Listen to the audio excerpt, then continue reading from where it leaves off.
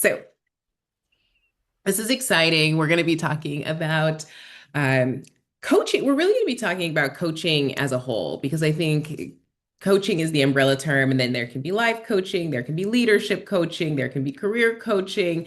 There are so many different, I mean, I talk about mindset and productivity coaching as well. So there are so many different forms that coaching can take. But really, I'm going to give us the foundations of what coaching is and what you should expect.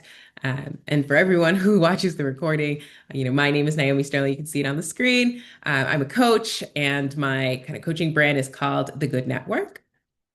So I tend to say that I work with anyone who I would consider an emerging leader. And to me, that means anyone who's starting something new, whether you're starting a new role, a new responsibility, or a new venture in your life, you're making a big transition. Those are some of the things that I like to coach around. And so I'm excited really to arm everyone with the information of what to look for if you're thinking about coaching or if you have a challenge and you're wondering if a coach would be helpful.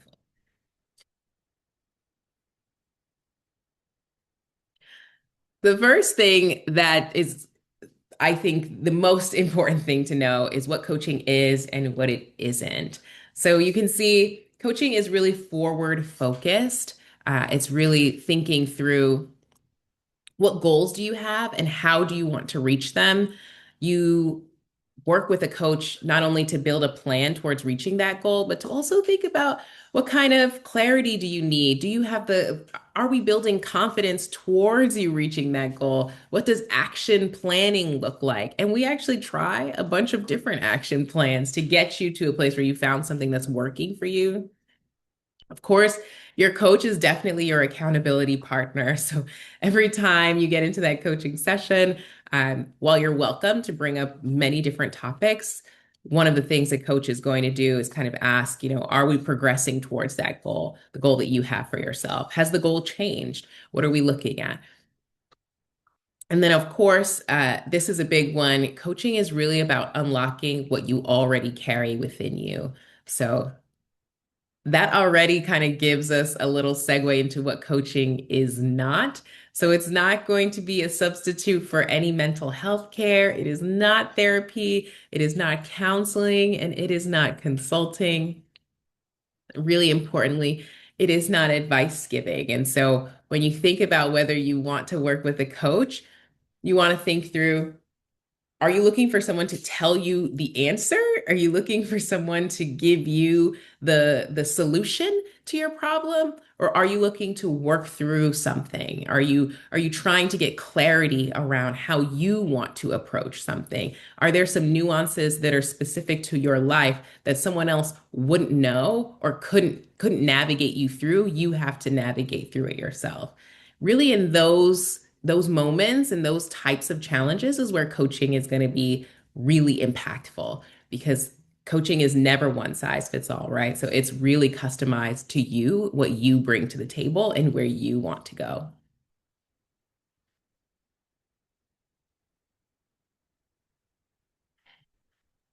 All right. So coaching versus therapy versus mentoring. In my first session, we'll talk about the difference between coaching and therapy, in particular, because what we want to do is make sure that one, everyone is clear on what the difference is and what they can expect. But we also need to be clear that as a coach, if we kind of venture into a place where it's becoming apparent that it would be more helpful for you to talk through this in a therapy session, that's a place where we have to pause in our conversation, in our coaching arrangement. And as a coach, it's a part of my responsibility to say, hey, we're getting to a place where it seems like you would benefit from seeing a therapist around this particular challenge or this particular aspect of the goal that we're working towards. And then I'm your accountability partner there as well, right? Are you actively seeking a therapist? Have you had that first session? How is that going? So it can also be built into a coaching relationship that you are getting the support you need from a therapist. And you can have all three of these, right? You can have a therapist, you can have a coach, you can have a mentor. I encourage you to actually have as much support as you possibly need or as you can possibly get. I think it's important for us to be taking care of all sides of ourselves. But there are different sort of reasons why you would choose one versus the other. And so I've added consulting here too, because I think that there is also a world where coaches are offering consulting, but those are different practices. So you might find someone who is maybe a coach and a consultant like myself, but be clear on what the difference in those practices are, and that they are not going there. They should be having a distinct track for either one.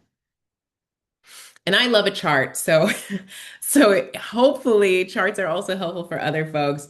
You can see that therapy is really going to be focused on healing, right? And especially any sort of emotional wounds that you may have had, anything in the past that's impacting you today.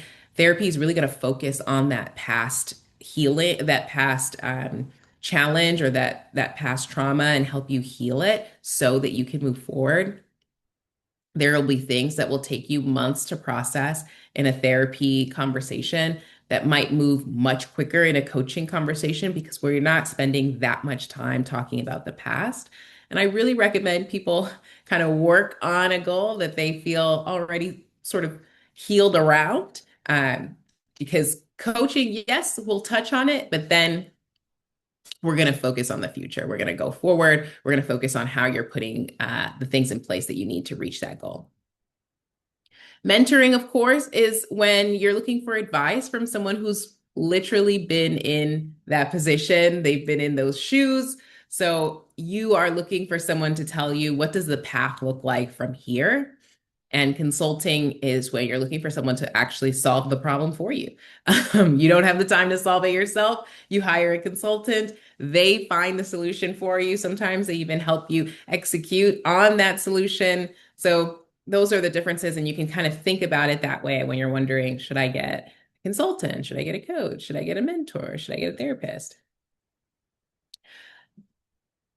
There are many folks who are in roles where they can also recommend a coach or a therapist or consulting or any one of the services. But I think it's important to keep in mind, if someone is really looking for direct instructions or answers, if they have a deep emotional healing to do, if there are big skill gaps that they need to work on, that may not be the best place for a coach to step in. There are obviously other services that can support with that.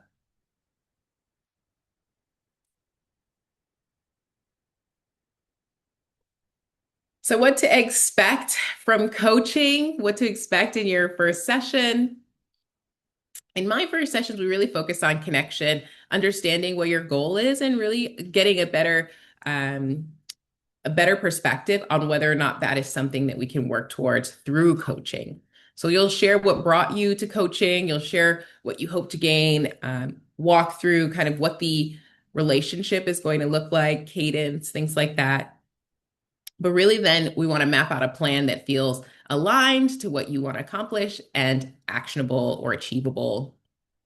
I want you to leave with some clarity on what your next steps are going to be. But what we won't do is build like a long to-do list of things that you need to do after our session. And I always tell folks that any next steps that I provide you with between our sessions are suggestions. You can do them. You don't have to. And if something else comes up, that's also okay. But that first session should really be about feeling out if this coach is going to be right for you. And if you've ever been through the process of even searching for a therapist, you know that some therapists work better for some personalities than others. And the same thing goes with coaching. You might reach out to a coach, find that the fit doesn't feel quite right, and then you would, of course, look for a different coach and let them know. And I think that any coach that you work with should be okay hearing like, oh, I don't know that this is the right fit, because a coach will do that too. They'll even if your employer has assigned you the coach will work with you and say to your employer, I actually don't think I'm the right fit for this individual. So it works on both sides of the street. Really, how coaching should feel. It should feel structured but flexible. It should feel supportive and challenging. and it should feel reflective, but also action oriented. So balancing all of that in your conversations. Maybe not every single session is going to feel like all three, but you should be getting all three throughout your sessions.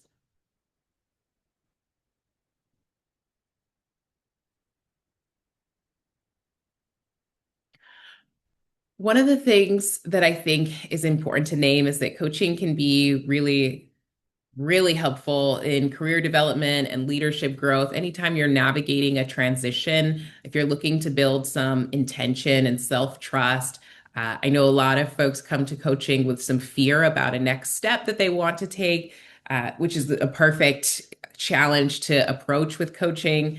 If you're trying to develop your unique voice, your style, if you're looking to manage feelings of burnout, imposter syndrome, if you're trying to learn how to protect your energy and honor your values, or create a vision of the future or your future life, your future career that feels authentically aligned to who you are, these are fantastic topics to explore with a coach. And again, being clear that coaching isn't about a coach isn't going to tell you who to be or what to do. But a coach is going to create the space for you to explore that and decide for yourself what feels right. I also think that women and people of color, because we don't know clearly what coaching is, and it's not a big part of maybe what our experiences have been or what our family members' experiences have been, since we don't know the benefit of coaching, I think we underutilize it. Um, but I think it can be particularly important for us because there are a lot of cultural norms or expectations that women and people of color have to navigate. Whether those are societal norms, you're at the stage where you want to grow your career, but you also feel like you're at the age where you need to get married or have a child. Those are the things that women tend to be juggling all of the time when they're making big decisions about their life. And that is something that you have to decide, right? Someone can't tell you now is the time. Although many people might tell you now is the time, that doesn't mean that it is the right time for you. So that's, again, one of those things that you can explore with a coach to really understand what is most important to you. Is family building where you want to be focused right now, but your career is pulling you away from that? Or do you want to focus on your career and family planning is something that you want to focus on later? We have a hard time getting clarity around that on our own because there's so much noise, so many expectations, so many different people telling you what to do, what not to do, what to focus on, what not to focus on. And so I think women in particular can really benefit from coaching when you're navigating things like that. And of course, it doesn't have to be about family planning, but that's just one example of where we kind of have to negotiate what we want, along with all of these other expectations. And I think for people of color, there are so many cultural norms and traditions that come up. Um, I think back to some of the conversations that I had with my parents when I was beginning my career. And if I had listened to my parents on many occasions, I would be worse off. Many times, the way that we are shaping out our life looks totally different than what our family members have done. And that might even cause some fear for them. And so they are trying to dictate what the expectation should be for you, who you should be, what you should do, how you should approach it. And then sometimes we have to navigate that too. What's the best way to assert who I am and what I want without, feeling as if I'm moving away from the people who gave me this opportunity, the people who have raised me to be the person that I am. I don't want to um, I don't want to put any shame and I don't want to kind of shun my cultural values, but maybe my path is going to look differently. And that's another one of those conversations that I think people of color navigate all the time. It holds us back even from some important opportunities, but we don't have really an avenue of how do I think about this? How can I process this? because we're busy. We're trying to keep moving forward. And so coaching is a really valuable place to have that kind of conversation to navigate those types of tensions around the goals that you want to accomplish. I'll just pause if there are any reactions to this. Everything you said, I was like, that was so well said. When I was working with you and started coaching, I was coming to you at like a career transition time. I was, I wasn't working, but I was starting to really put myself out there again. And like you were very helpful in kind of understanding what I wanted to do, why I wanted to do it, and really separating my own voice from like everything I'd heard from everyone else. And the thing is, as women, we are also like constantly doing and juggling 20,000 things at the same time. Like we're thinking about, like, we're getting ready for the day, we're doing our makeup, and then we're also, preparing for our meeting that day. And then we're also planning when we're picking up the kids or whatever. And we're just juggling all those things that sometimes we struggle to really hear ourselves or give ourselves the space to be like, is this really what I want? And also when we come from a lot of the, traditional cultures we come from, they're very, community orientated, and they're always, or like they're centered around giving and family. But that can be hard to navigate when you're trying to make decisions for yourself. It's like, oh, I feel guilty because I'm going against what my family wants, or it seems selfish for me to do this path. So I really think everything you said it definitely resonated. Honestly, I couldn't have said it better myself. Yeah, thank you so much. I think that this is really why I feel coaching is underutilized in our communities. We actually have so much that we're navigating, and sometimes we're the first person in our immediate circle to have done the thing that we're doing. And that can feel really lonely, and it can feel really challenging, and it can feel like you're up against, your family's expectations and then this big uncharted path forward. And you don't have to do that alone. Like a coach is a really helpful resource in that space. You're doing something that you believe in, yes, but you also feel this pressure that it has to work one way or another because you got to prove all these other folks that it was the right decision. That's so much pressure to carry by yourself. It's so much pressure on you as an individual, and it can lead to obviously some other challenges down the line. So walking through things like that with a coach is really, really helpful. Having that support system to keep your mind kind of clear of all of the kind of outside noise and focus on what it is that you really want to accomplish and why. Yeah, and I can think of, as I mentioned, I've worked with coaches several times. For my personal decisions. But I can even think of one of the earliest ones when I was uh, moving back from Europe to the US and going to make my career decision. I had a coach at the time, but I was talking to my family and they were saying, um, you're asking for too much money. Can you imagine? My parents were like, you're being greedy. This was the language that they used. You're being greedy and you're asking for too much. And you should be happy with what you have or what people are offering you because they're offering you something. And that's their mindset. That's the mindset that they've grown up with, and it's gotten them to where it got them in life, and so they value that. But for us, right, that conversation can look entirely different. It's like, actually, I have a lot of value that I'm bringing to this organization, so they should want to pay me for it. They're gonna pay other people for it, and so I should be requesting the compensation that matches my value. Yeah. That's a hard conversation to also have back with your parents, right? Especially if they're calling you greedy about it, it's a hard conversation to navigate. They will feel like, I raised you better than this. And you're feeling like, how am I supposed to grow if you are holding me back? My parents did the same thing. Like when I was working, they were like, don't negotiate for a raise. Like they're giving you this salary for a reason. Just take it. And, that stuck with me for a long time where I didn't negotiate. And then I was undervaluing my skills. And I was internalizing that. And it took a lot of work to separate that because my parents were the same. They did something similar.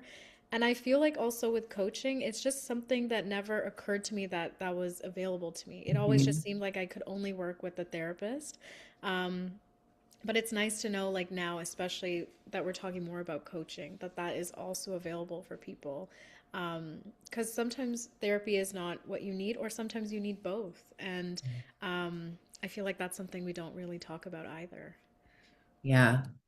And I would say in that, in even in my example, certainly could have leveraged a therapist in that moment. But of course, I was career searching in the moment. So that action angle really needed to be there, right? Like I needed to make a decision. I needed to land a job.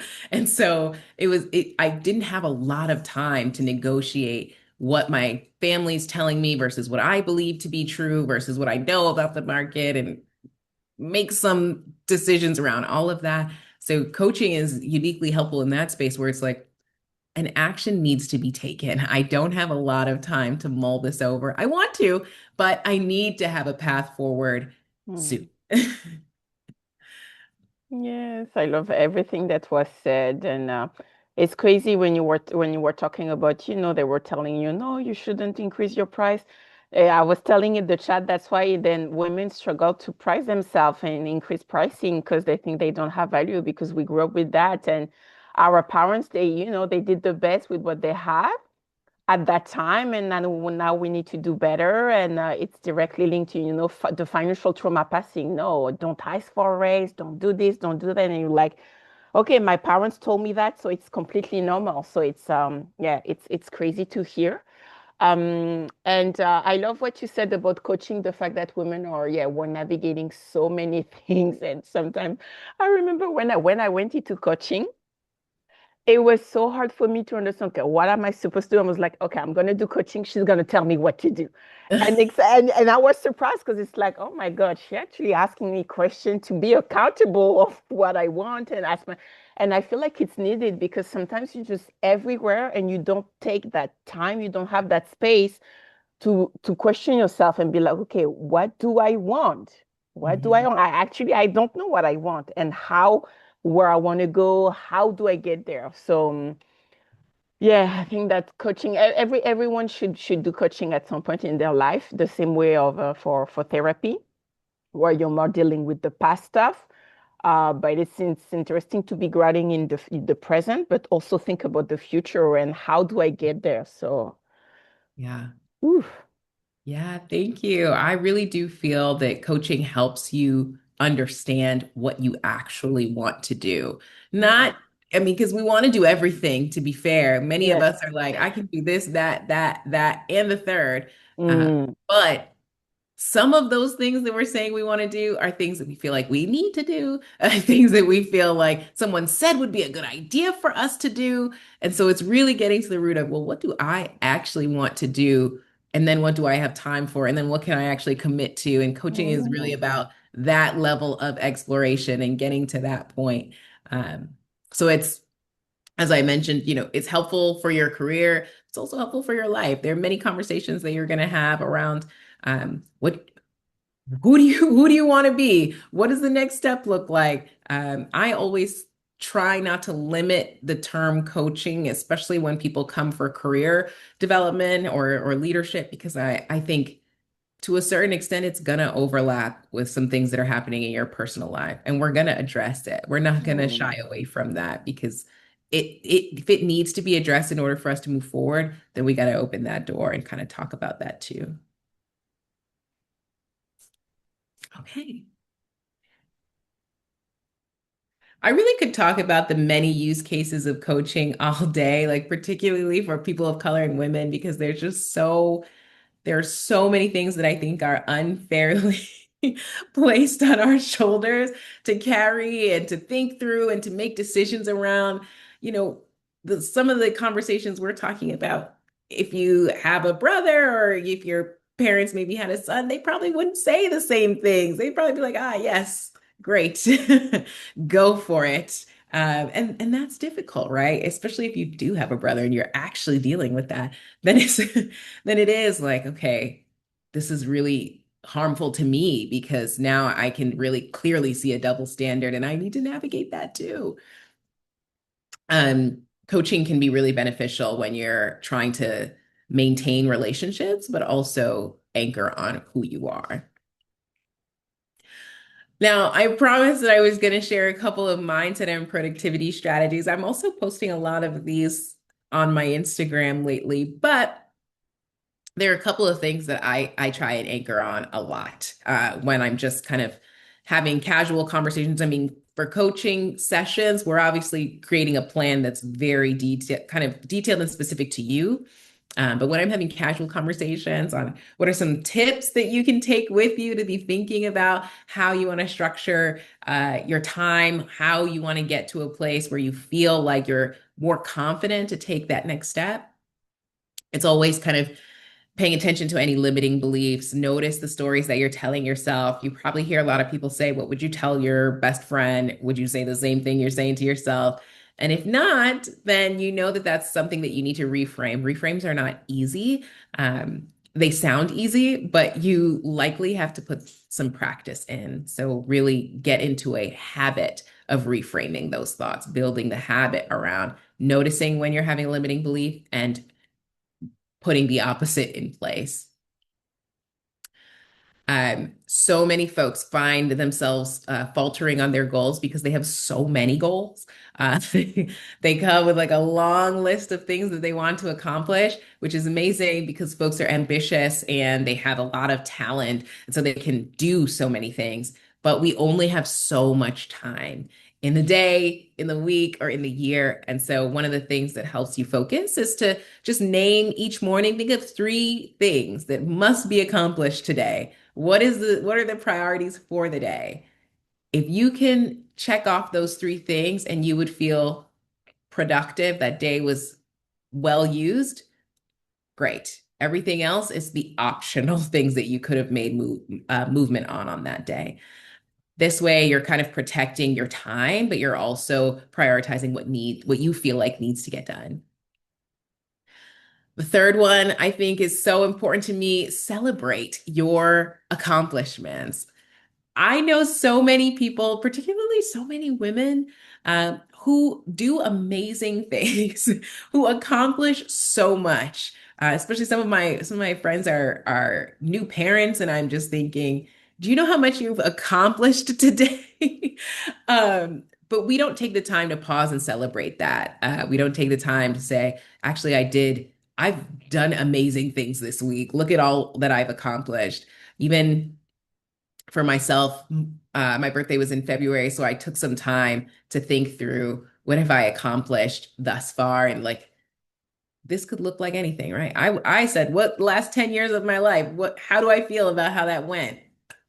And I took the time to really acknowledge how I've grown in that time. Doesn't have to be the last 10 years of your life. I mean, the people were doing a 10-year challenge around that time, so it came up for me. But for others, just think about what have you accomplished recently? Take some time to pause and celebrate that. Even if it's like, I'm gonna give myself a small candy for that. That was a good thing that we just did. Do it. Take it. Take a moment. Do a little dance. Play your favorite song, whatever it is, but celebrate that moment and rest. If your goals are keeping you from sleeping, uh, this might be overly ambitious at this point. Your health, of course, matters most, and the rest gives you energy to accomplish everything else. So if you haven't built in rest into how you're managing your time and your day, you're actually acting against your productivity and against your kind of best version of yourself. Build in rest. Don't skip on it. Don't tell yourself you only need 4 hours if you need eight. Don't tell yourself you only need eight if you need 10. Prioritize your rest and make sure that it's a priority in your week, but it's a part of the way you think about being your best self. And then take time to reflect. One of the easy ones you can do is just ask yourself, what went well today or what went well this week? If you're like me, maybe you have a short memory, maybe you just have to say what went well today because I can't remember what happened on Monday. If you don't have anyone who's prompting you to do this is also something you can do with friends, right? When you're trying to, if checking in with family and friends is a part of your goals, is a part of the thing that you're working on, use that. Text a friend, call a friend or family member and say, what went well this week? They'll probably ask you the same thing. So you'll have an opportunity to reflect there. And you'll be also offering that reflection to someone else. It's not on here, but anytime you can kind of pair your habits together, I call it habit stacking, that's even better, right? So if you have a wellness goal of walking 10,000 steps a day, and you also have a goal of reconnecting with friends and family, you pair them together. I'm going to take my daily walk and I'm going to talk to my parent so I can get that time in. I'm going to do more reflection, but I'm also going to, send that reflection question to a friend so that way we have that connection point. Those are kind of easy things to start plugging in or thinking about as you structure any goals. And really, that's all I have to share around coaching. But of course, I think it's really important for us to be armed with the information about what coaching is because it can be so much more powerful it can have a much more powerful impact on you if you go in knowing what to expect and what you're going to want, how you want a coach to show up for you. It's also fine to be just trying coaching for the first time and understanding it that way. But when you really know, oh, I know that coaching can be helpful in this way, then you're coming with the challenge that you can really, really dig in immediately on and work through with your coach. But that's all, everyone. Thank you so much. Thank you, my dear. It was amazing. Yeah, thank you. I'm gonna stop sharing my screen.